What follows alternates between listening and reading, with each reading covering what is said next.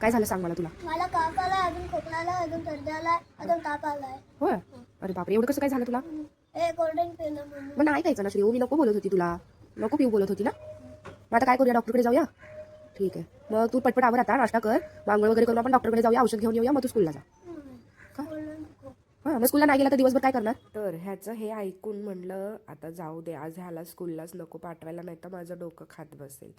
मग आता hair care करायचं आहे म्हटल्यानंतर म्हटलं आवला ज्यूस तर मस्त आहे.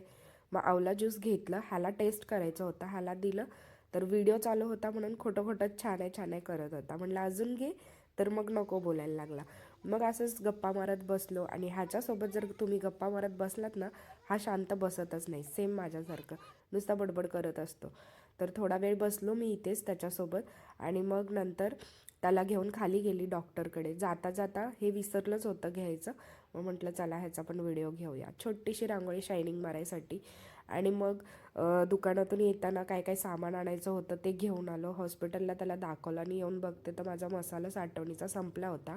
तो मोठ्या बरणीतून काढून घेतला आणि हा मी स्वतःच बनवते घरी, आता मम्मी आणि सासूबाईंकडून नाही घेत.